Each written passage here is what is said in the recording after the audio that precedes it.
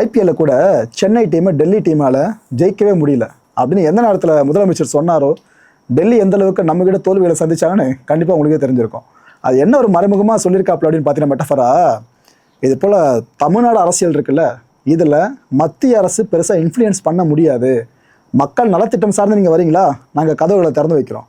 ஆனால் இதை திணிக்கிற அதை திணிக்கிற வரதா இருக்கட்டும், சித்தாந்தம் சார்ந்து எதனா நீங்கள் இன்ஃப்ளூயன்ஸ் பண்ண வரதா இருக்கட்டும், தேவையில்லை, நீங்கள் அங்கேயே இருங்க. ஸோ மத்தியில் கூட்டாட்சி தானே, அது ஓகே. மாநில சுயாட்சி நாங்கள் ஃபுல்லாக பார்த்துக்கலாம், இங்கே தலையிடாதீங்கன்னு இந்த நிலைப்பாடு தான் ஐபிஎல்லோட கம்பேர் பண்ணி முதலமைச்சர் அவர்கள் சொல்லியிருந்தாங்க. இப்போ வேறு வழி இல்லைல்ல, டெல்லி போய் தான் ஆகணும். ஏன்னா என்ன தான் மேடையில் பேசினாலும் நீங்கள் இணக்கம் கரெக்டாக கொண்டு போகணும் மத்திய அரசுக்கும் மாநில அரசுக்கும் இடையில. அதில் பெருசாக சுணக்கம் ஏற்பட்டுச்சுன்னா மற்ற எல்லாமே பிரச்சனைக்குள்ளானதாக மாறிடும். முதலமைச்சர் விஜய் அவர்கள் 3 நாட்கள் பயணமாக டெல்லி கிளம்புறாருங்க. டெல்லி போகிற அவர் குடியரசுத் தலைவரை சந்திக்கிறாராமா, பிரதமர் மோடி அவர்களையும் சந்திக்க போகிறாராம், அண்ட் மத்திய அமைச்சர்களை அவர் முக்கியமாக சந்திக்கிறாப்புல. எனக்கு தெரிஞ்ச அந்த லிஸ்ட்டில் கண்டிப்பாக நிர்மலா சீதாராமன் அவர்கள் இருப்பாங்கன்னு நம்புகிறேன், மாற்று கருத்து இல்லை. ஓகே, தமிழக வளர்ச்சி திட்டங்கள் இருக்குல்ல, இதை பற்றி ஃபுல்லாக பேச போகிறாருன்னு இப்போதைக்கு தகவல் வெளியாக இருக்குது.